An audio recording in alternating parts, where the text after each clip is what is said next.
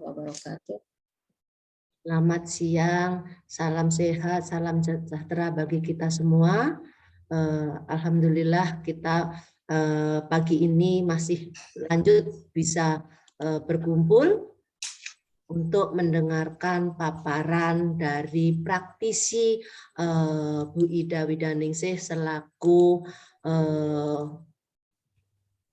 pengusaha dalam hal budidaya bunga hias atau tanaman hias. Kami perkenalkan dahulu CV beliau, yaitu CV beliau.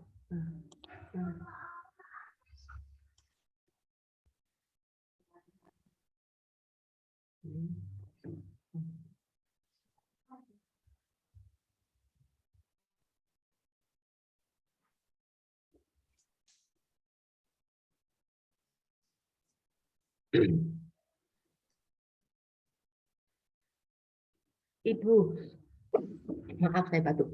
Ibu Ida Widaningsih ini kelahiran Sumedang, di mana beliau alumni dari Departemen Biologi IPB. Angkatan beliau yang menjadi dosen itu ada Pak Ibnul Qoyim, Ibu Dorli, Pak Encik Darmo, terus Ibu Utut yang sudah almarhum. Beliau ini menekuni bidang yang berhubungan dengan tumbuhan mulai dari kultur jaringan, yaitu mulai tahun 89 di perusahaan PT Purwasari Nusantara. Kemudian beliau menjadi pendiri di PT Bina Usaha Flora mulai tahun 93 hingga sekarang beliau posisinya adalah sebagai General Manager pada perusahaan yang beliau miliki, yaitu PT Bina Usaha Flora. Beliau aktif pada organisasi, yaitu sebagai pengurus bidang pelatihan ataupun beliau sebagai produksi asosiasi di bunga Indonesia yang dikenal dengan nama Aspindo mulai tahun 2013 hingga sekarang. Pengalaman beliau studi banding sudah melancang ke beberapa negara, mulai dari Kolombia sampai dengan yang ada di Holland, Singapura, Thailand, Vietnam. Jadi yang paling dekat beliau juga sudah ada pernah tahun 97 ke Malaysia. Jadi begitu pengalaman beliau dalam studi banding ini untuk menambah wawasan yang beliau punyai sehingga beliau bisa sukses dalam usaha beliau, yaitu sekarang PT Bina Usaha Flora. Kepada Bu Ida kami persilahkan untuk berbagi pengalaman sharing dengan mahasiswa kami. Terima kasih Bu Ida. Terima kasih Ibu Sri. Assalamualaikum warahmatullahi wabarakatuh.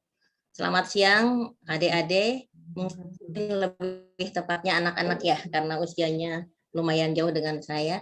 Juga Ibu Bapak dosen dari Departemen Biologi. Terima kasih atas kesempatannya untuk saya di sini hanya berbagi pengalaman selama 29 tahun di tanaman hias di PT Bina Usaha Flora. Next.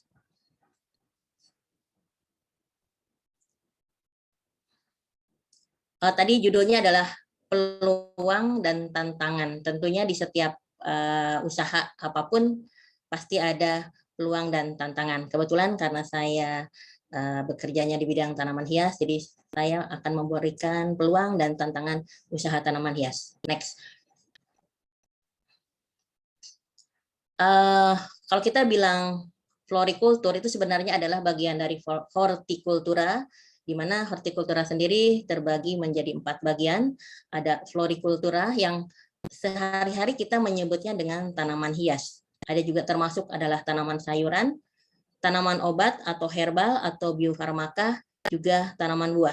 Dulu saya mengambil materi kuliah tanaman obat dengan Bapak Ahmad. Mungkin udah pensiun atau mungkin saya nggak tahu masih ada apa tidak. Next.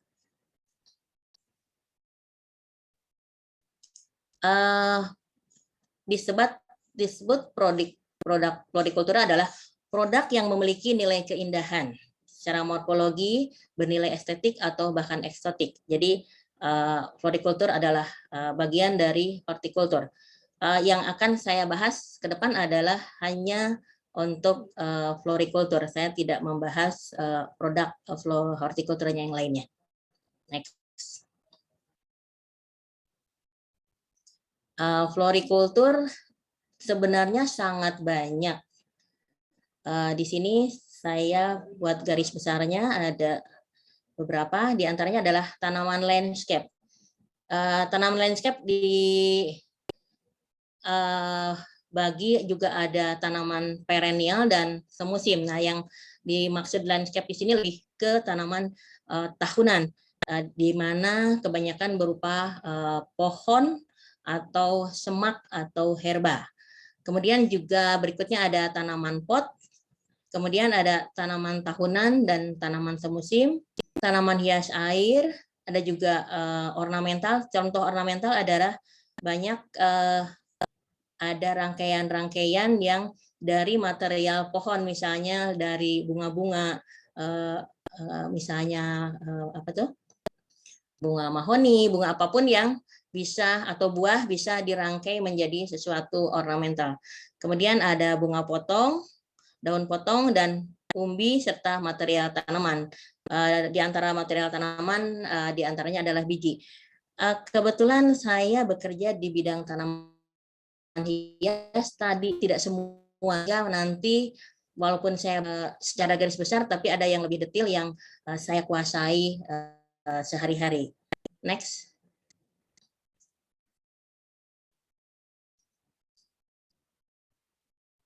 Lanjut, Bu.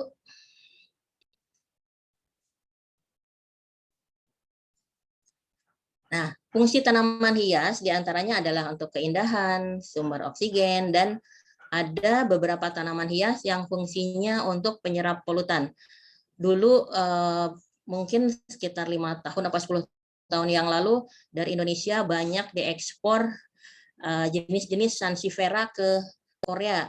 Saya dengar katanya itu mereka ditanamnya malah di gedung stadion, karena di stadion banyak orang dengan mungkin segala macam ada polusi di situ, sehingga ditanam tanaman-tanaman yang bisa menyerap polutan. Nah, tanaman hias yang saya bahas dari produk florikultur diantaranya adalah ada bunga potong dan daun potong. Yang paling tua sekali bunga potong itu mungkin waktu sejak kita kecil kita mengenal ada sedap malam, ada gladiol, ada mawar. Nah, kesini-sininya mungkin tahun 90-an baru ada didatangkan jenis tanaman hias potong baru, yaitu krisan. Kalau Snapdragon juga itu sebenarnya masih di atas tahun 90-an. Kemudian kelompok tanaman hias pot ada Petunia, Impatient, Gloxinia, Dianthus, Sunflower, Vinca, dan lain-lain. Nah, kemudian ada tanaman hias landscape. Tanaman hias landscape ini untuk ditanam di taman. Kemudian juga ada tanaman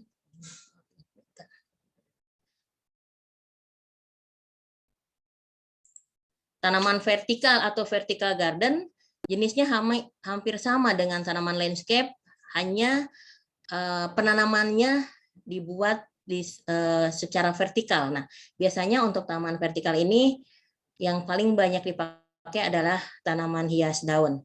Oh ya, sekarang ini tren saat ini yang paling banyak adalah sejak orang suka selfie, banyak sekali dibuka taman-taman, entah itu taman yang besar ataupun taman yang kecil, di mana di situ kebutuhan tanaman untuk landscape itu meningkat seiring dengan kebutuhan hiasan untuk lokasi-lokasi spot foto. Next.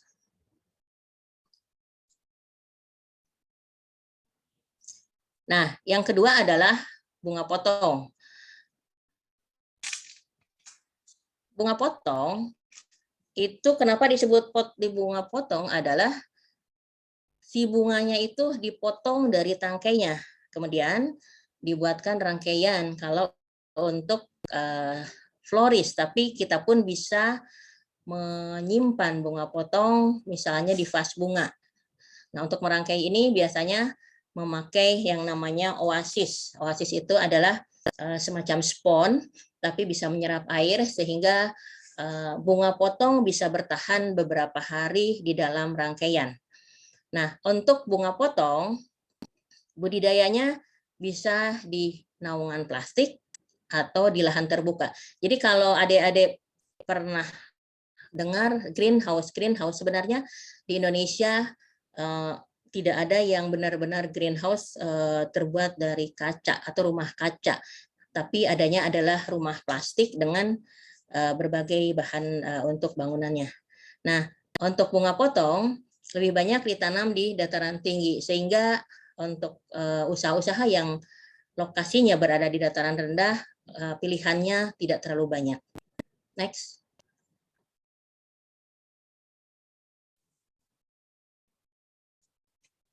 Lanjut.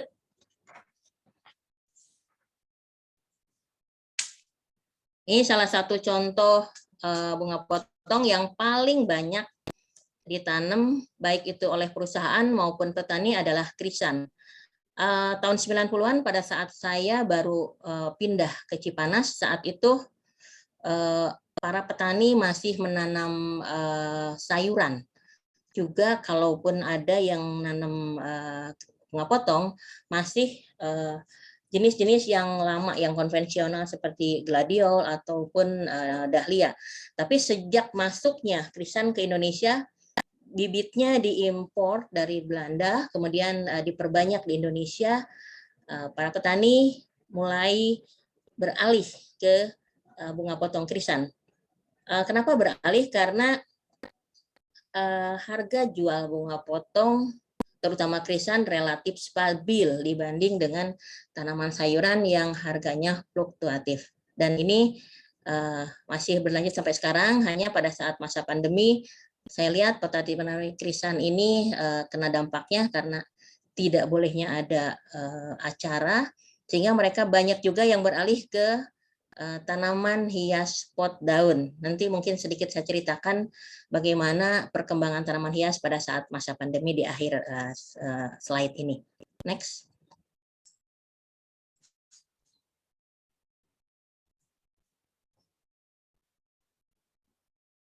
Lanjut.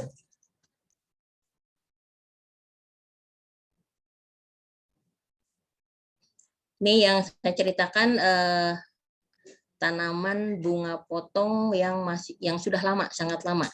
Tetapi walaupun sangat lama dan sudah mulai banyak ditinggalkan oleh para, tetap masih ada. Kenapa sedap alam dan gladiol banyak yang berhenti menanam? Karena sedap alam dan gladiol adalah tanaman bunga potong yang mempunyai umbi, di mana untuk umbi apapun tanaman hias ada masa-masa untuk dorman, sehingga harus setelah panen itu harus dibongkar, kemudian didiamkan beberapa bulan, kemudian ditanam kembali, dan setelah itu pun hasilnya itu hampir tidak pernah seragam, sehingga kontinuitas hasil kemudian panennya tidak bisa diharapkan lain seperti dengan krisan. Kalau krisan kita sekali tanam, panennya sekaligus kemudian kita ganti lagi, sehingga untuk sedap alam dan gladiol di Jawa Barat ini saya lihat hanya di Kabupaten Sukabumi. Di Cianjur sudah sangat sulit didapatkan. Next.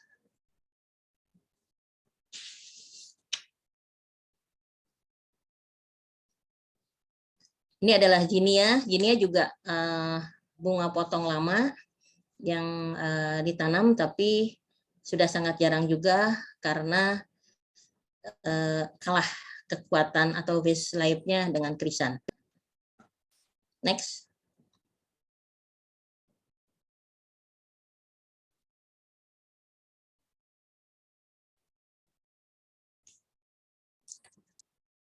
Bunga matahari atau sunflower sampai sekarang masih banyak ditanam. Bunga matahari kelebihannya adalah warnanya yang cerah, kemudian besar sehingga di dalam rangkaian besar dia bisa dominan. Untuk bunga matahari jenisnya untuk potong ini terpaksa harus impor karena bunga matahari yang ada di kita yang lokal terlalu besar batangnya. Jadi kelebihan bunga matahari potong ini adalah tangkainya yang relatif kecil dibanding yang lokal, sehingga kebutuhan oasis untuk rangkaiannya tidak terlalu banyak. Next. Maaf Bu Sri, untuk foto bisa cepat saja ya. Ini adalah celosia potong, celosia cristata. Karena celosia ini ada dua tipe, adalah cristata dan plumosa. Yang ini adalah snapdragon. Dinamain snapdragon karena kalau kita pegang itu dia akan membuka seperti mulut naga. Jadi yang selanjutnya adalah filler atau pengisi rangkaian. Jadi di dalam suatu rangkaian itu ada bunga utama, salah satunya adalah krisan, bunga matahari. Nah, bunga-bunga yang disebut filler ini adalah bunga yang teksturnya itu halus atau kecil. Di sini banyak sekali jenis-jenis yang bisa dipakai filler, ada amaranthus, tatis, muscella, gomprena, bunga balon, dan juga frambosan. Frambosan ini yang nama lainnya rosella yang biasa dipakai minuman, ini biasa juga dipakai untuk rangkaian sebagai pengisi. Next. Nah, kalau tadi saya ceritakan adalah bunga potong. Bunga potong itu adalah bunga yang dipotong, tapi ada juga yang disebut daun potong. Jadi fungsi daun potong ini adalah untuk pengisi rangkaian juga, karena rangkaian tanpa daun juga tidak indah, juga biasanya daun potong relatif murah tergantung jenis, sehingga di dalam suatu rangkaian kebutuhan bunga yang relatif mahal bisa disuplai oleh daun potong. Nah, untuk produksi daun potong ini juga tergantung jenis, biasanya untuk daun potong ditanam di dataran rendah. Berikutnya setelah bunga potong, saya akan bahas dengan tanaman hias pot. Disebut tanaman hias pot tentunya karena ditanamnya di dalam pot. Tapi sebenarnya bisa kita menanam di wadah yang lainnya, bisa seperti misalnya dari terpal yang dijahit kemudian dibentuk berbagai macam kantong. Juga ada yang disebut tanaman pot dan tanaman pot gantung. Bedanya ya kalau gantung pasti dikasih tali untuk menggantung, tapi kalau tanaman pot adalah biasa ditempatkan di bawah. Kemudian ukurannya juga berbagai macam. Nah, sama dengan bunga potong, daun potong, tanaman hias pot pun ada dua jenis, ada yang berbunga dan berdaun indah. Next.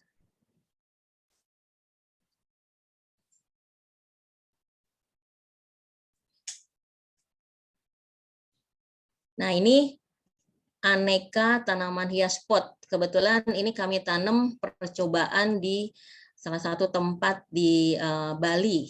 Di Bali ada dataran tinggi di daerah namanya Plage dekat dengan Bedugul. Ternyata percobaan ini pun bagus dengan aneka tanaman juga dengan tempat yang sederhana. Next. Ini semua tentu tahu ini adalah tanaman krisan. Sampai sekarang krisan belum ada yang bisa menggantikan untuk dekorasi yang berada di dalam ruangan ber-AC. Jadi bunga itu ada yang kalau ditempatkan di ruangan AC itu hanya bertahan beberapa hari. Tapi kalau untuk krisan ini paling unggul dengan poin setia bisa di atas 2 minggu. Sehingga untuk lokasi-lokasi dekorasi di dalam ruangan yang ber-AC selalu memakai krisan. Next.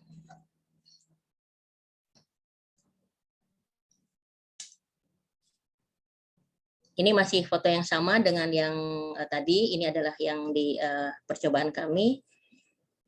Next.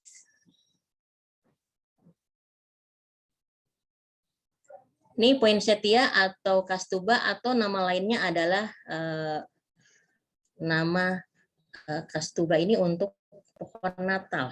Jadi paling banyak dipakai pada saat Natal di akhir Desember nanti. Tapi karena kelebihan dari kastuba ini adalah warnanya yang cerah, kemudian bunganya yang full, sebenarnya itu bukan bunga, ini adalah daun. Nah, tadi ada pot biasa dan pot gantung. Bisa dibedakan kalau gantung ini harus selalu digantungkan dengan memakai tali. Tali bisa berupa apa saja, untuk yang umum kawat. Next. Next.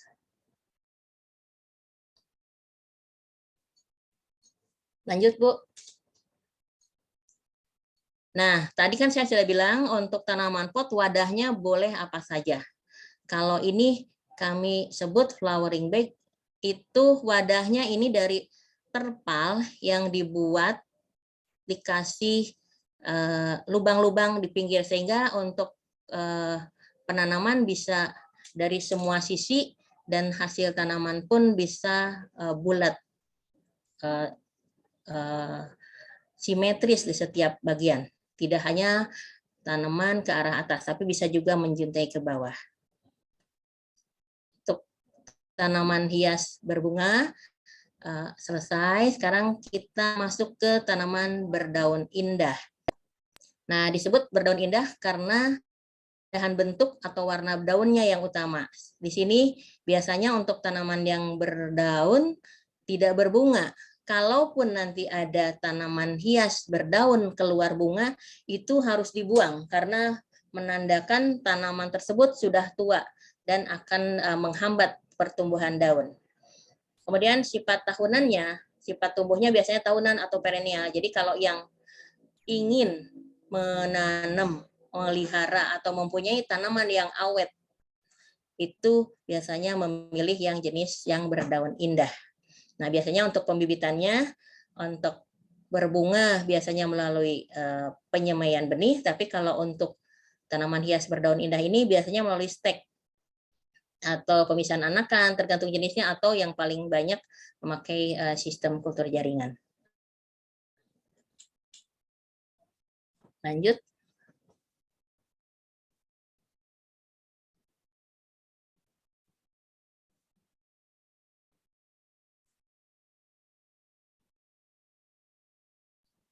Ini masih tanaman pot gantung, ada yang berbunga dan yang berdaun saja. Jadi bisa dibedakan kalau bunga itu yang ditonjolkan adalah bunganya merah, pink, tapi kalau yang tidak berbunga atau berdaun indah, justru daunnya yang berwarna-warni.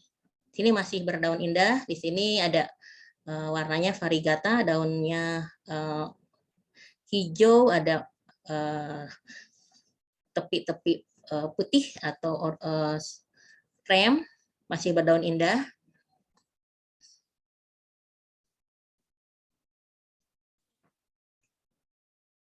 Lanjut. Ini masih berdaun indah juga.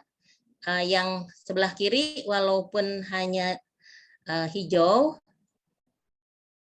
tapi ada kelebihannya adalah menjuntai. Nah, ya, bisa lanjut, kita lanjut ke mix plant. Disebut mix plant, tentunya mix adalah campuran. Biasanya untuk para konsumen yang tidak mempunyai lahan banyak, tetapi mau menikmati aneka tanaman, maka kami buatkan yang namanya mix plant. Jadi dalam satu wadah itu ditanami berbagai macam jenis tanaman. Nah, untuk membuat campuran di dalam suatu wadah tidak sembarangan, karena harus tahu dulu sifat-sifat tanamannya itu. Ada yang suka panas, ada yang suka teduh, suka kering, suka basah, dan lain-lain. di dalam suatu wadah itu harus ditanam sifat yang sama. Tidak bisa kita satukan kaktus dengan misalnya celosia, karena yang satu dia harus kering, yang satu dia suka basah, sehingga pada saat penyiraman atau pemilihan medianya itu tidak bisa sama. Jadi kita sebelum membuat mix plan harus mengetahui dulu, harus direncanakan tanaman apa yang akan kita tanam, sehingga kita pemilihan jenis media pun disesuaikan. Kemudian satu lagi sifat tumbuh. Ada tanaman itu sifatnya yang tegak. Nah, kalau yang ini sifatnya semua tegak. Jadi semua tanamannya suka teduh. Nah, untuk tanaman-tanaman yang kita akan buat bisa semua tegak. Atau kita mau kombinasi ada yang tegak, ada yang menjuntai, bisa juga. Tapi dengan mengetahui mana yang tegak, mana yang menjuntai, jangan salah menanam. Jangan salah kita menanam sifat tanaman yang menjuntai di tengah-tengah, sehingga nanti tumbuhnya akan menghalangi yang di sebelahnya atau yang sifatnya tegak. Jadi tanaman hias ini adalah yang dijual keindahan, juga terus ada rasa seni diperlukan juga. Tidak sembarangan asal tanam. Rasa seni dalam hal ini sangat diperlukan. Next.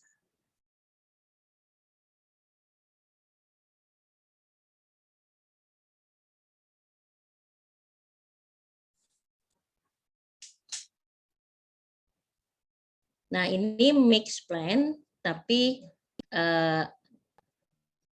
ditanamnya antara yang berbunga dan daun. Kalau ini kebanyakan di sini adalah tanaman-tanaman yang relatif suka kering, sehingga kita pun bisa menambahkan ornamen lain seperti batu-batuan, atau boleh juga menambahkan aksesori apapun yang disukai, terutama kalau nanti ada event-event tertentu, kita bisa tambahkan ornamen-ornamen, misalnya untuk Imlek, untuk Natal, kita bisa tambahkan di dalam rangkaian mix, rangkaian campuran tersebut atau mix blend. Next.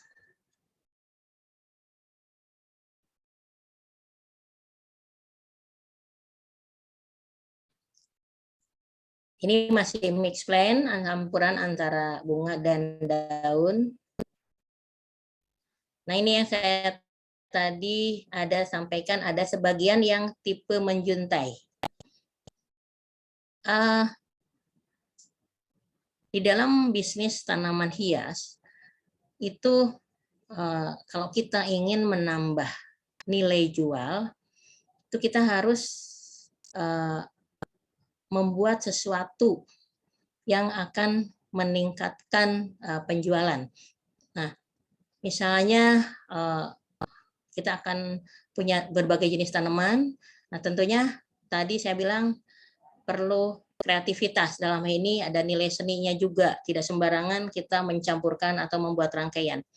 Nah, dengan adanya pencampuran tadi, kemudian ada aksesori yang lain, produk ini menjadi eksklusif dan tentunya otomatis harga jual menjadi mahal. Bisa dibayangkan kalau satu polybag misalnya harganya 10.000, di dalam satu wadah keranjang itu kita misalnya sekitar 6 tanaman, 60.000 dengan keranjang aksesori, itu modalnya misalnya cuma 100.000, tapi setelah menjadi suatu rangkaian kita bisa menjual dengan harga 250.000. Next.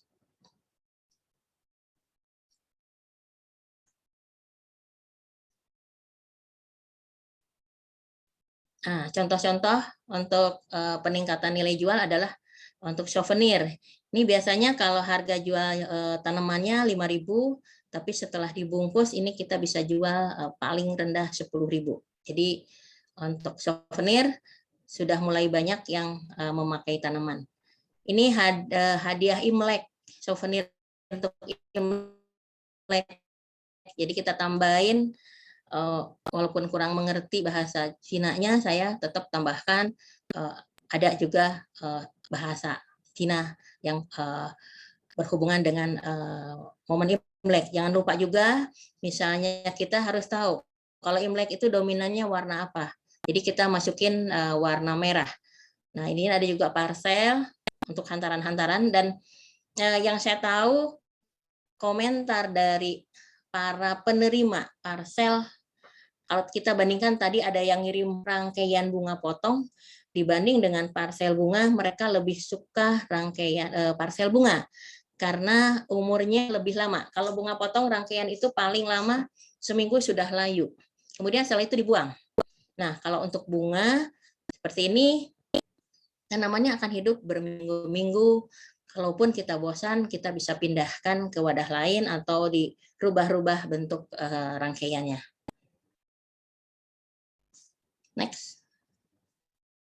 Ini juga untuk parsel kecil, kita bisa pindahkan pita, kemudian pilih keranjang macam-macam. Nah, ini bisa dipakai untuk Lebaran, untuk Imlek, atau Valentine. Nah, nilai tambah misalnya coba bayangkan yang kiri dengan yang kanan. Dengan tanaman yang sama, tetapi kita tambahkan keranjang pot yang cantik, tentunya nilainya jauh sekali. Pastinya juga harganya menjadi berlipat-lipat. Next. Ini juga dengan tambahan tas dari plastik, kemudian ada sedikit benang-benang, ada juga tagnya, jadi harga jualnya lebih tinggi daripada kita jual pot plant biasa. Kedepannya ini ada beberapa ide-ide tentang penambahan nilai ya. Jadi penambahan nilai ini bisa dengan keranjang, bisa dengan apa saja. Yang penting berubah dari tanaman asalnya. Ide-ide ini pun tergantung selera. Mau pilih pakai keranjang warna apa, jenis bagaimana, tapi yang penting ada kreativitas di dalam hal ini. Next. Selesai kita cerita tentang tanaman pot, sekarang kita bahas untuk tanaman landscape. Yang saya bahas landscape di sini adalah yang tanaman semusim. Saya tidak pengalaman di tanaman landscape yang pohon-pohon, yang semak-semak, tapi saya lebih pengalaman di bidang bedding plants. Karena kebetulan perusahaan kami cikal bakalnya berdirinya Taman Bunga Nusantara. Waktu itu kami menyiapkan 1,5 juta tanaman tahun 95 untuk 1 kali pembukaan taman bunga. Nah, kalau mungkin ada adik-adik yang dengar apa itu istilah bedding plants. Nah, bedding plants ini adalah kata lain dari tanaman hamparan. Nah, pada saat kita mau pindahkan ke landscape, biasanya dari bibit ini kita besarkan dulu di wadah polybag. Istilah-istilah bedding plant ini sebenarnya istilah asing karena kebetulan hampir semua tanaman landscape itu introduksi dari negara lain sehingga belum ada bahasa Indonesianya. Jadi kita tetap memakai bahasa aslinya. Next. Contoh-contoh landscape kita bisa lihat.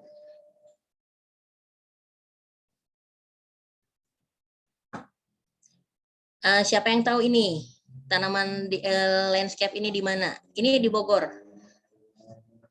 Yang tadi di Vimalahil. Kalau ini pasti semua tahu. Kalau yang pernah ke Taman Bunga, ini adalah landscape di Taman Bunga Nusantara. Display berupa motif karpet untuk tanaman petunia.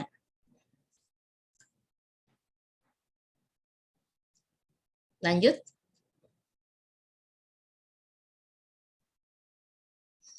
Landscape tidak hanya untuk taman-taman yang besar, rumah-rumah pun bisa kita buatkan landscape. Ini contoh ada landscape tanaman hias di perumahan atau di rumah-rumah. Berikutnya adalah tanaman vertikal. Taman vertikal atau vertical garden ini sudah mulai booming, apalagi dengan hubungannya ada program pemerintah untuk Green City, di mana setiap kabupaten harus mempunyai ruang terbuka hijau 30%. Jadi ada beberapa kabupaten yang mengikuti program Green City namanya, dan itu pun ada yang saya dengar ada biaya dari pemerintah di mana lebih banyak pemakaian untuk taman vertikal. Nah, untuk taman vertikal ini tidak perlu lahan yang banyak karena tanamnya ke atas bukan ke pinggir. Nah, kemudian tanamannya biasanya dari tanaman hias daun karena diharapkan untuk taman vertikal ini awet bertahun-tahun, tidak ganti-ganti seperti halnya landscape berbunga. Nah, untuk taman vertikal ini kita bisa juga menanam sayuran atau obat atau rempah. Jadi semua produk hortikultura bisa ditanam di taman vertikal kecuali bunga potong. Nah, untuk taman vertikal ini bisa ditempatkan di luar atau di dalam ruangan. Tergantung, nah nanti juga harus dipilih. Kalau taman vertikalnya ditempatkan di naungan, beda lagi pemilihan jenisnya. Kalau taman vertikal ini untuk di dalam rumah, kita harus pilih juga jenis tanamannya yang lain. Atau sebaliknya, taman vertikal ini akan ditampilkan di ruang terbuka, di tempat panas atau di outdoor. Itu pun harus dipilih tanaman yang sesuai. Next. Ini contoh taman vertikal di rumah. Di rumah penempatannya outdoor, di luar. Ada semi, sebagian ini ada kena naungan, sebagian lagi terbuka. Next.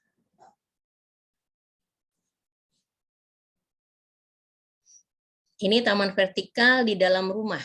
Ada di antara, ini seperti kos-kosan ya, ada di antara dua jendela, ada taman-taman vertikalnya, kemudian juga di sebelah kanannya itu di dalam teras rumah ada taman vertikalnya.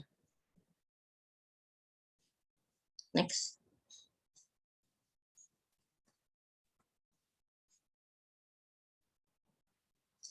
Ini taman vertikal, tapi lebih ke tanaman sayuran. Di sini ada kelihatan ada kol, ada macam-macam sayuran. Jadi bisa juga untuk tipe taman vertikal ini tidak hanya ditanami oleh bunga, tapi juga bisa untuk biasanya herba atau herbs sama sayuran bisa ditanam di tempat seperti ini.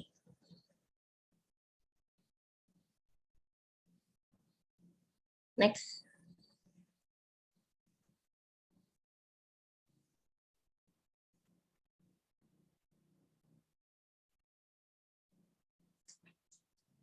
Masih taman vertikal di dalam ruangan. Nah, mungkin ada yang tidak tahu kalau tanaman itu bisa dimakan. Nah, nanti gurauannya kalau tanaman dimakan adalah susana katanya. Makan melati, makan apapun itu susana yang hubungannya dengan yang mistik-mistik. Sebenarnya enggak, edible flower itu adalah tanaman bunga yang bisa dimakan. Beberapa jenis, banyak juga sebenarnya tanaman bunga yang bisa dimakan. Jadi selain keindahannya, sebenarnya ada beberapa tanaman yang mengandung khasiat kesehatan sehingga bisa dimasukkan ke dalam makanan. Nah, tentunya untuk bunga yang akan dimakan, yang kita peruntukkan untuk dimakan, untuk penanamannya tidak boleh mengandung pestisida, tidak boleh disemprot pestisida.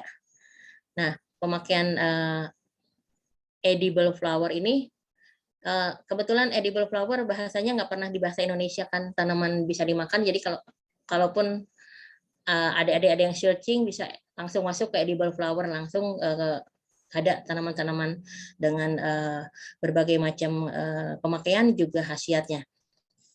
Nah, biasanya edible flower jarang berdiri sendiri makan bunga saja. Jadi suka dikombinasikan seperti ini, sebelah kiri itu dalam mungkin cupcake, kemudian atau dibuatkan untuk salad atau untuk puding, untuk kayak pie. Nah, untuk bunga yang dipakai untuk makanan-makanan ini harganya ternyata sangat tinggi. Satu bunga ini dihargainya beberapa tahun lalu itu Rp3.000. Bayangkan sebenarnya dalam satu pohon itu bisa dapat berapa bunga, padahal satu pohon harganya sekitar 15.000, menghasilkan banyak bunga dan dijual satu bunga itu Rp3.000 dan tidak sekali panen, itu bisa seminggu 2 kali panen bunga tersebut. Saya udah pernah makan juga, kebetulan ada konsumen yang bergerak di bidang edible flower dan kami suplainya dan tidak pahit. Oke, kalau tadi pengenalan jenis-jenis, nah sekarang dengan berbagai macam tanaman hias itu kemana kita harus jual? Jangan salah memasarkan. Untuk bunga potong kita pastinya akan tawarkan ke floris atau ke dekorator. Kemudian kalau untuk bedding plants atau tanaman landscape, kita akan perkenalkan, tawarkan ke landscaper atau ke retail. Kalau retail sebenarnya apapun bisa. Nah, untuk pot plant biasanya dekorator, landscaper, atau hobbyist. Nah, salah satu contoh dekorator adalah kami pun ada supply untuk dekorator istana. Jadi setiap ada tamu, mereka akan kontak kami. Ini yang terdekat ini tanggal 5 ada tamu ke Istana Bogor. Nanti dekorator langganan kami kontak, kemudian kita kirimkan. Dekor itu adalah hanya ditata, tidak ditanam, hanya dimasukkan ke dalam satu tempat, kemudian istilahnya dijejer-jejer, tidak ditanam ya, tapi tentunya ada bentukan-bentukan tertentu yang dibuat. Untuk tanaman hias juga ada bisa industri yang bisa dibuat, yaitu bibit tentunya jualannya tidak bisa kita langsung ke dekorator, tapi kita harus jual ke grower, para penanam. Nah, para penanam ini bisa berupa pengusaha atau para petani. Nah, kalau vertical garden, kita pangsa pasarnya harus ke hotel, perumahan, atau ke dinas-dinas pertamanan untuk tata kota. Nah, kalau yang bisa dimakan edible flower kita tawarkan ke restoran dan hotel atau ke para pengusaha yang bergerak di bidang edible flower. Next. Nah, ini kiat sukses belum tentu pas untuk semua. Ini kebetulan pengalaman saja. Nah, dari berbagai banyak kelompok tanaman hias, sebaiknya kalau mau usaha kita pilih,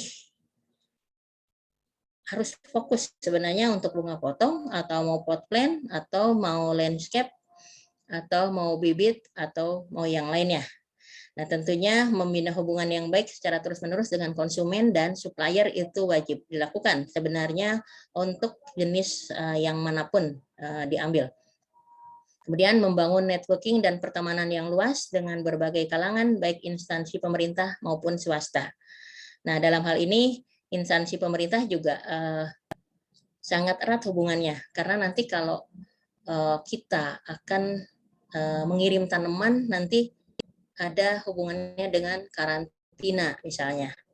Nah, tentunya ini yang paling penting adalah selalu menghasilkan inovasi, kreatif, berusaha untuk mendapatkan ide-ide dengan produk yang unik, berbeda dengan yang lain, dan harus selalu menjadi trendsetter.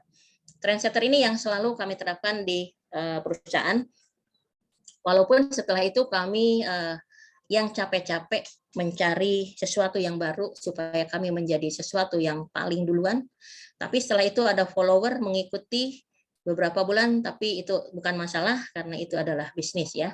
Kemudian prospek atau peluangnya untuk tanaman hias sebenarnya masih menjanjikan karena ada bagian budaya masyarakat, kelahiran, kirim bunga, perkawinan, dekoran, kematian juga ada tetap masih kirim bunga papan, upacara adat juga memerlukan bunga.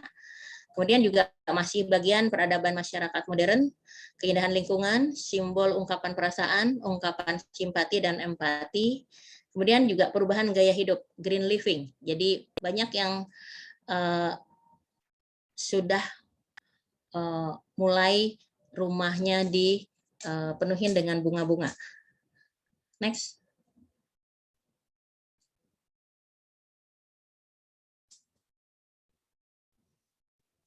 Kemudian juga ada program Green City yang tadi saya sempat bahas. Jadi beberapa kabupaten kota itu mengikuti program Green City. Jadi harus ada ruang terbuka hijau sekitar 30% sehingga diperlukan tanaman hias. Tapi untuk ini bukan hanya tanaman hias berbunga, ini yang hubungannya dengan tanaman landscape yang besar seperti pohon-pohon. Kemudian juga ada ekowisata, agrowisata, tempat-tempat wisata apapun bentuknya pasti selalu ada tamannya, entah itu besar ataupun kecil. Kemudian juga meningkatnya pertumbuhan ekonomi kelas menengah, kebutuhan bunga bukan menjadi kebutuhan yang tersier, meningkat menjadi kebutuhan kedua. Jadi ada ya kami ada pelanggan juga yang rumahnya itu bunganya diganti per beberapa bulan sekali, bukan hanya tempat wisata. Kemudian juga untuk meningkatnya kreativitas pengembangan produk sehingga untuk ekonomi kreatif. Next.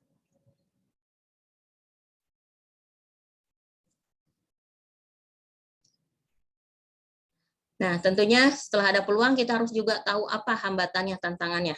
Ada beberapa regulasi yang kurang mendukung. Contohnya beberapa kabupaten ada perda membangun greenhouse rumah plastik itu membuat harus memakai IMB. Sebenarnya itu kan sebenarnya bukan bangunan permanen. Kemudian juga kewajiban membayar HO, izin gangguan usaha. Sebenarnya untuk tanaman hias tidak ada gangguan yang signifikan ya, seperti berisik, seperti mesin-mesin itu tidak ada. Kemudian yang paling sulit sampai saat ini adalah tanaman sudah bagus di tempat kita, sudah bagus, kemudian kita kirim. Saya nggak tahu apakah ini budaya atau bukan, para pegawai transportasi, entah baik darat, udara, itu handlingnya masih buruk. Sehingga sering terjadi kerusakan tanaman hanya karena handling dari para pegawai transportasi. Kemudian biaya kargo untuk tanaman itu mahal. Sebenarnya kalau mereka meningkatkan harga atau tarif, harusnya disandingkan dengan pelayanan yang lebih baik. Istilahnya mereka harga dinaikkan karena handlingnya lebih dari dari barang biasa. Sehingga untuk pesawat itu ada yang menaikkan 2 kali lipat, termasuk biaya dari kereta api itu biayanya 2 kali lipat daripada kita ngirim barang mati. Nah, yang lainnya adalah tanaman hias termasuk perishable good, mudah rusak, seperti halnya seperti sayuran, sehingga kontrolnya harus sangat ketat. Bagian packingnya, bagian pasca panen, karena pada saat packing kurang pas, itu bisa menyebabkan kerusakan. Walaupun pada saat budidayanya sudah bagus, tapi pada saat packingnya kurang baik, tanaman itu akan rusak. Kalau bicara tanaman semusim itu ada waktu sampai dia mati. Jadi kalau konsumen Jakarta bilangnya jangan beli dari Cipanas, mati, nanti mati, jangan beli, nanti mati. Padahal sebenarnya memang tanaman hias semusim itu siklus hidupnya sangat singkat. Nah, untuk tanaman-tanaman seperti itu, kalau sampai diproduksi tidak kejual, itu harus cepat mengambil keputusan. Apakah akan dimusnahkan atau dijual dengan pemberian diskon, karena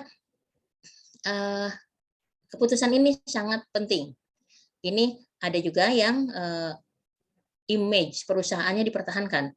Misalnya mereka hanya jual produk dengan grade A. Pada saat waktunya yang kondisi seperti ini sudah lewat, itu tentunya mutunya sudah turun dan mereka tidak mau produk tersebut image-nya turun. Sehingga ada yang harus memutuskan dibuang daripada dijual murah dengan grade-nya yang turun. Jadi tantangan ini yang harus pengambil keputusan yang harus sigap, cepat, karena berhubungan dengan waktu yang singkat untuk tanaman semusim terutama. Next.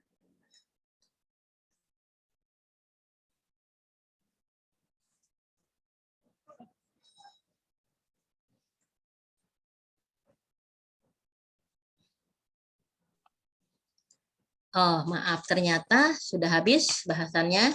Nah, saya sedikit menambahkan pada saat pandemi untuk tanaman hias ini di luar dugaan, orang-orang berdiam diri di rumah, tidak boleh keluar, terutama masa-masa awal tahun 2000, pertengahan 2020, sehingga permintaan tanaman hias sangat banyak. Nah, dengan banyaknya peningkatan permintaan, banyak yang ikut-ikutan, yang biasanya juga nanam sayur, yang biasanya nanam bunga potong. Nah, ini yang meningkat adalah tanaman pot ya, bukan tanaman potong.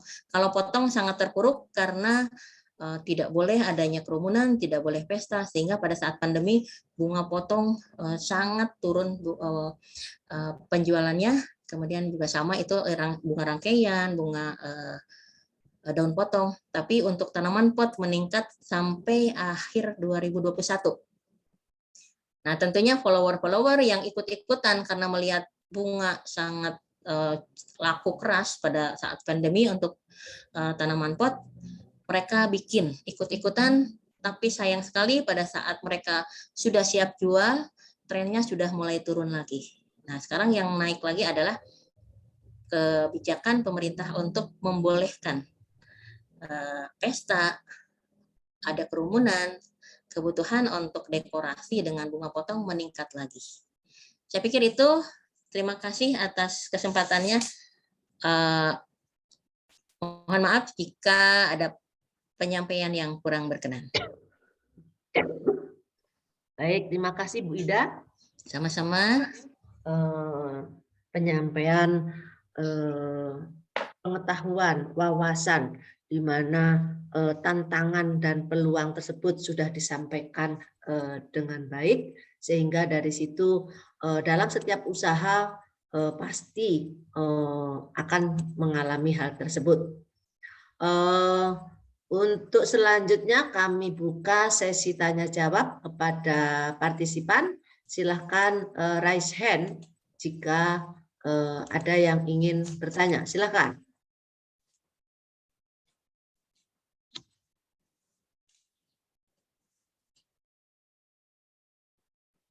Silahkan raise hand.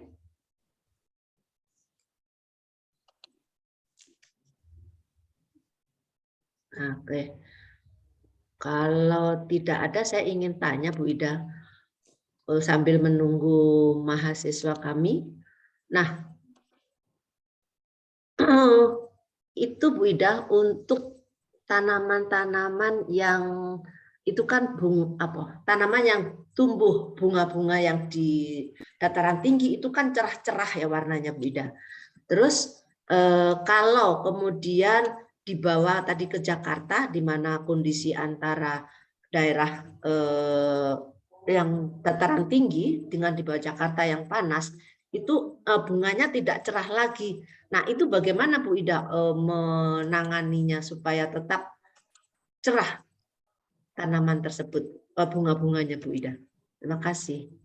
Ya, sebenarnya untuk tanaman dataran tinggi dan dataran rendah itu kami sebelumnya sudah melakukan percobaan-percobaan Bu. Jadi sejak tahun 95 itu permintaan banyak untuk landscape di dataran rendah.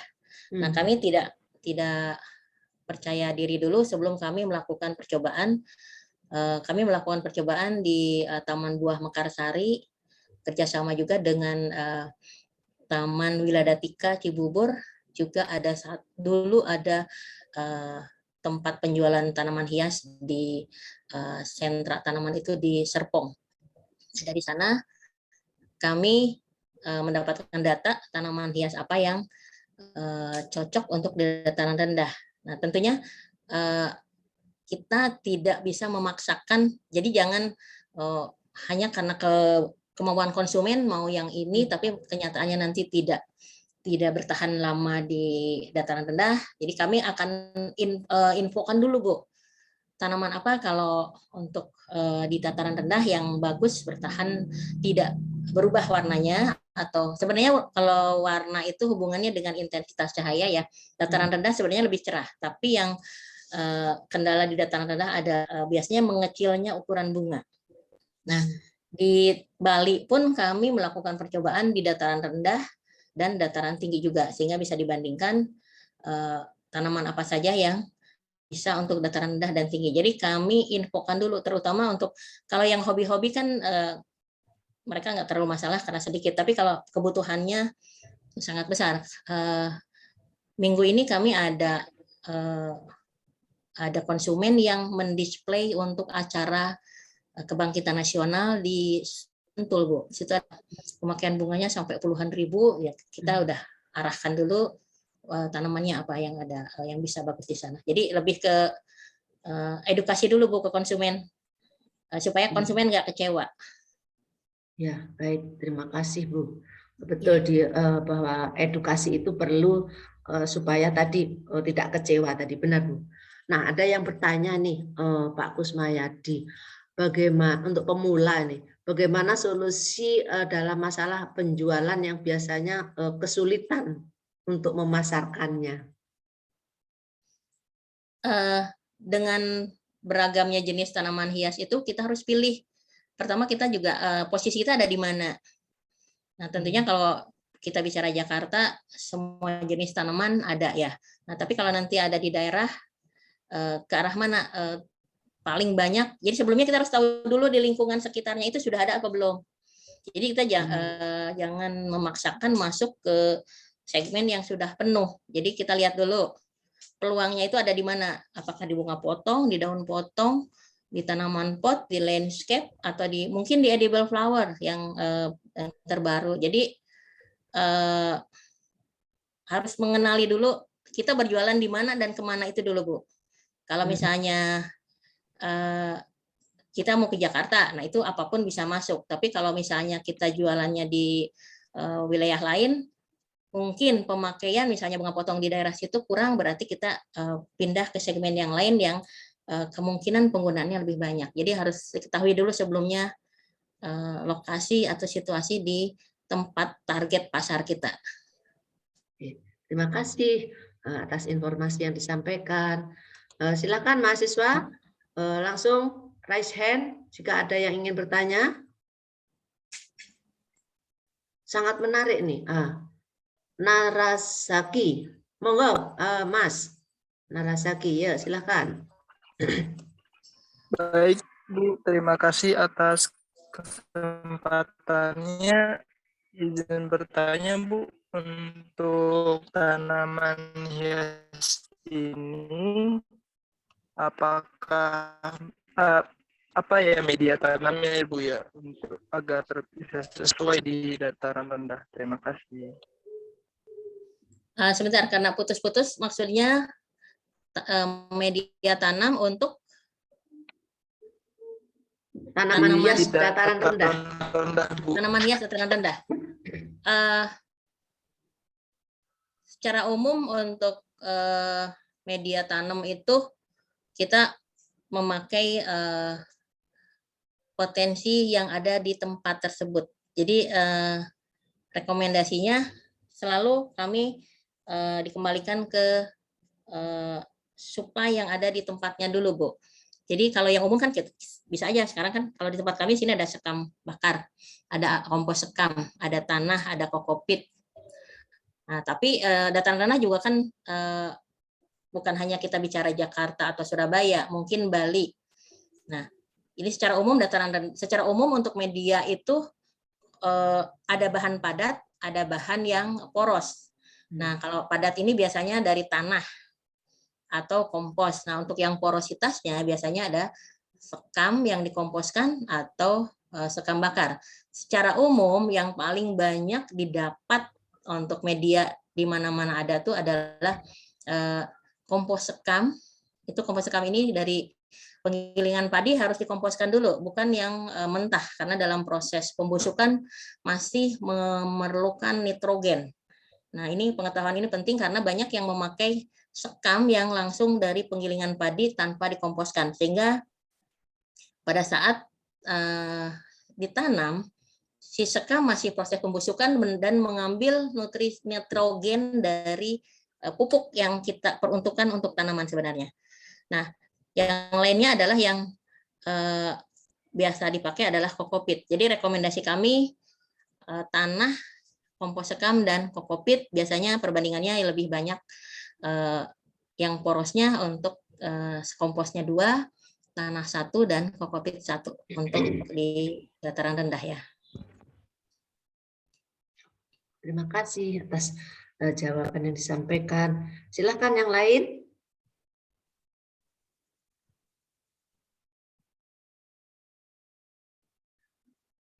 Masih ada pertanyaan?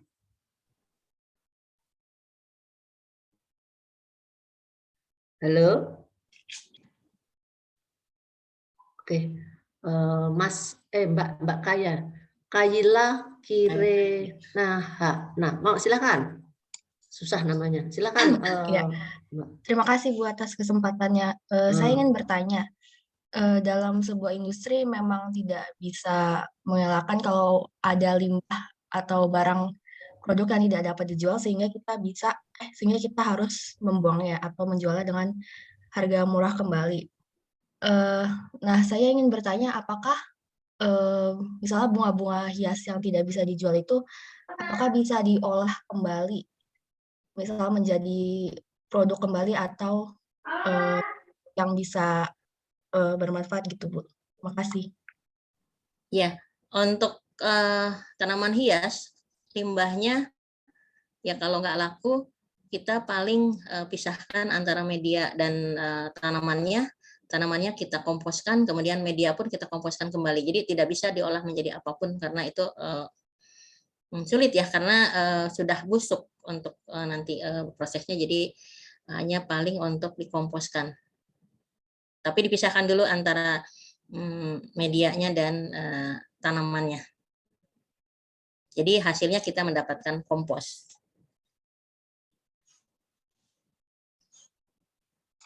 Baik Bu, terima kasih atas jawabannya. Ini mungkin Ibu belum lihat, tapi di komen di chat ada yang bertanya Bu. Ada yang bertanya sebentar. Makasih. Siapa ya Mbak? Aku nggak baca tuh. Hanya yang saya lihat Pak Kusmaya di pertanyaannya. Yang tadi sebagai pemula. Oke, langsung raise hand saja yang bertanya. Terus sekarang sambil menunggu mahasiswa bertanya, Bu Ida, apakah Bu Ida punya pengalaman tentang kan backlog dari limbah budidaya jamur tiram itu katanya bisa digunakan sebagai pupuk atau media tanam lah di pembuatan substrat itu. Bagaimana menurut pengalaman Bu Ida selama ini? Kami pernah mencoba dulu sekali, tapi karena di blog itu ada serbuk gergaji ya Bu, terutama yang memakai serbuk gergaji, terus ada selulosa yang disukai oleh rayap. Jadi kami tidak pakai, walaupun kami pernah mencoba memakai, tapi ada teman yang memakai blog itu dengan pengomposan yang lama sehingga sudah sangat hancur, itu bisa dipakai untuk media tanam sayuran. Tapi kalau di tempat kami untuk bunga kurang cocok untuk itu untuk blog ini. Tapi untuk sayuran bisa. Kebetulan teman saya pakai. Oke, terima kasih atas informasinya. Oke, silakan yang lain. Raise hand, monggo ayo langsung. Bambang Firdiansah, silakan Mas. Baik Bu, terima kasih atas kesempatannya. Izin bertanya Bu, apakah ada tips umum merawat tanaman hias yang jarang orang ketahui Bu? Dan apakah ada tanaman hias yang memerlukan perhatian ekstra Bu dalam merawatnya? Gitu? Oh ya, jadi untuk perawatan sebenarnya misalnya pertama tempatkan tanaman tersebut sesuai dengan kebutuhannya. Misalnya tanaman yang memerlukan teduh jangan kita simpan di tanaman yang kena panas. atau sebaliknya, tanaman yang kena panas kita tempatkan di tempat teduh, itu akan beda sekali responnya. Coba aja tanaman yang ditaruh kurang cahaya, dia akan melengkung terus geotropis ngikutin cahaya matahari. Itu berarti kita pemeliharaannya di awal dari situ. Yang kedua, kalau misalnya pemeliharaan itu terus melihat kondisi. Jadi secara umum kan ada istilah penyiraman sehari 2 kali, sehari sekali. Sebenarnya bukan seperti itu. Kita harus melihat dulu tanaman tersebut, kita lihat apakah airnya masih ada atau tidak, atau masih lembab atau sudah kering. Jadi dengan cara melihat, mengecek kondisi media, kita baru akan lakukan penyiraman atau tidak. Jadi bukan seperti 1 kali sehari, 1 kali 2 kali, atau 2 hari sekali, seperti itu. Jadi tergantung kebutuhan air. Kemudian juga ada mitos mungkin tidak boleh menyiram tengah hari. Nah, itu pun kita tidak seperti itu. Jadi pada saat tanaman membutuhkan air, seperti halnya kita minum, kita nggak usah nunda-nunda, kasih air kapanpun waktunya. Nah, kemudian kalau tanaman yang perlakuan khusus, tentunya ada beberapa jenis tanaman seperti yang tadi ada kastuba ya. Poinsettia itu produksinya ada yang namanya di blackout. Jadi kebalikan dari krisan. Kalau krisan, nanam krisan kita harus menambah cahaya.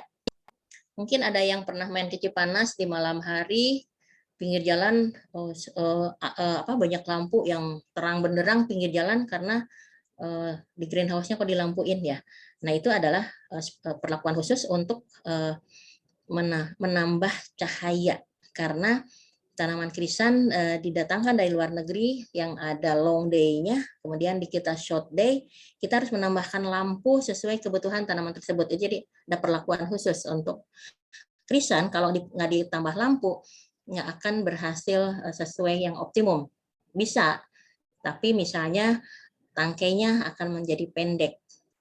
Nah, sebaliknya perlakuan khusus untuk tanaman kastuba, dia harus ditutup, di blackout, jadi dia siang pun nggak boleh kena matahari, sehingga kalau berkesempatan datang ke perusahaan yang produksi kastuba itu si tanamannya semua dikerudungin sama plastik hitam, mulsa hitam, jadi nggak boleh kena sinar matahari sampai beberapa waktu tertentu, sehingga dia baru boleh dibuka setelah ada masa-masa tertentu, ditutup dengan plastik hitam, jadi istilahnya di blackout. Jadi ada juga misalnya perlakuan khusus, ada tanaman yang perlu memakai penghambat tumbuh atau growth retardant, atau juga ada beberapa tanaman yang harus ditambahkan giberelin untuk menambah tinggi antar buku. Jadi tergantung jenis tanamannya,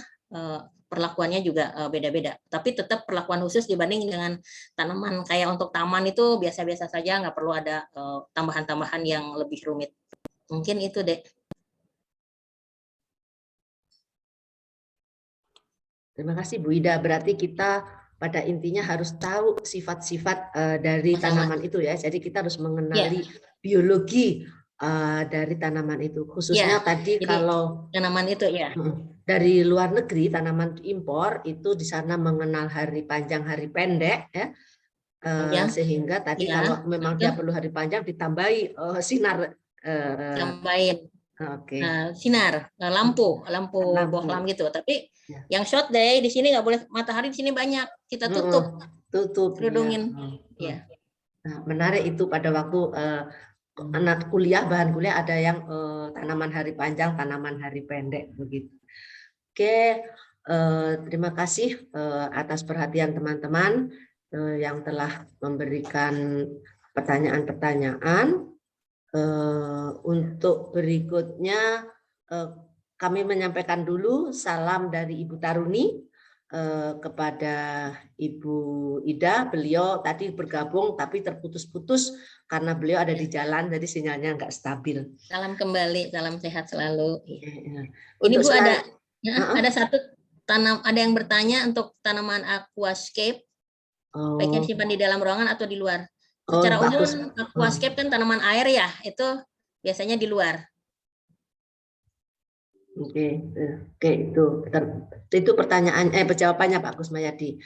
Untuk selanjutnya akan kami buka, jadi sebelum kami menyerahkan sertifikat kepada Ibu Ida, kami mau membuka kuis, di mana kuis ini ada 5 soal, dan pada waktu masuk kuis itu silahkan tulis nama Anda beserta nomor HP aktif. Jadi nama underscore terus nomor HP atau nama strip nomor HP. Nomor HP aktif itu adalah sangat penting karena bagi pemenang nanti akan kami hubungi berdasarkan nomor HP yang terdaftar di dalam kuis ini. Jadi ingat bahwa masukkan nama Anda beserta nomor HP yang aktif.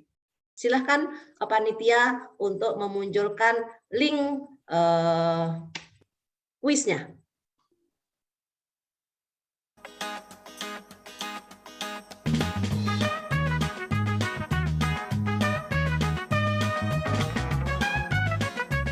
Kuis linknya tampak di layar, tetapi di chat room juga ada linknya yang langsung bisa diklik. Di chat room Anda langsung bisa diklik. Silakan.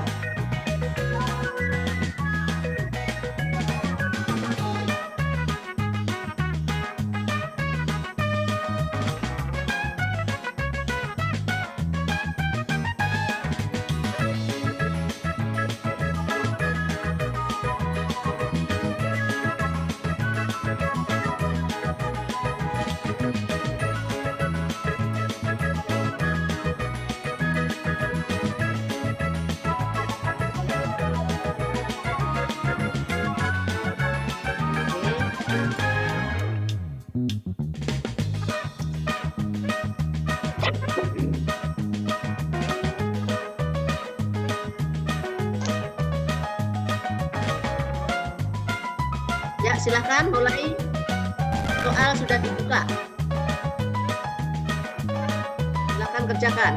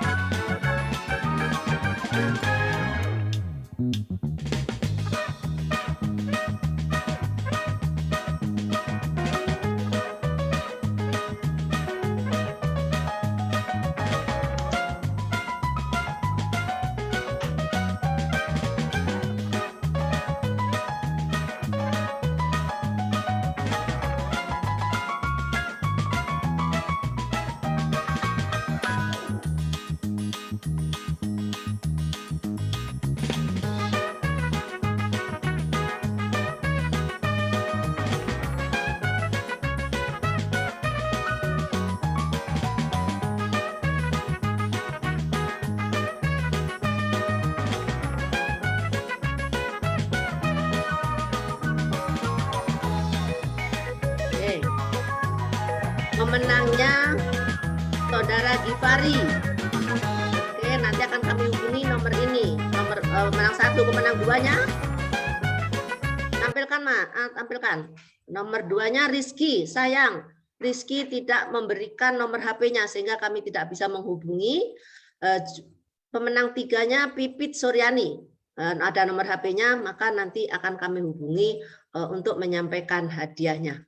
Terima kasih semua atas partisipasinya, atas perhatiannya.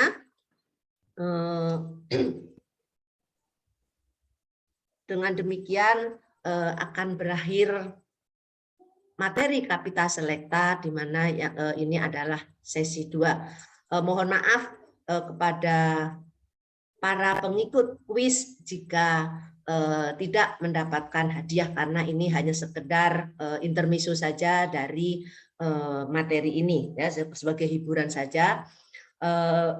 Nanti kami akan mengirimkan hadiahnya melalui komunikasi terlebih dahulu. Terus berikutnya, apakah sebelum kami tutup di sini, apakah ada para alumni ya yang hadir ya? Sebelum kami menyampaikan sertifikat kepada Ibu Ida, apakah ada para alumni? Monggo para alumni jika mau menyapa Bu Ida, kami persilahkan. Apakah ada alumni biologi selain Bu Dorli yang mau menyampaikan atau menyapa Bu Ida? Oh, tampaknya nggak ada. Oke, sebagai ucapan terima kasih kami kepada Ibu Ida yang telah bersedia sharing pengetahuan, pengalaman untuk anak-anak kami, maka kami serahkan sertifikat kepada Ibu Ida. Monggo diterima sertifikat dari kami. Terima kasih. Oke, terima kasih Bu Ida. Kami mengucapkan terima kasih banyak kepada para panitia yang telah membantu terlaksananya acara kegiatan ini dan kepada para mahasiswa atas perhatiannya. Apakah ada panitia yang mau sampaikan sebelum acara ini ditutup? Tidak ada, Bu Sri Lilis. Tidak ada. Oke. Kami mohon maaf bila ada. Mohon maaf, saya lagi batuk pilek.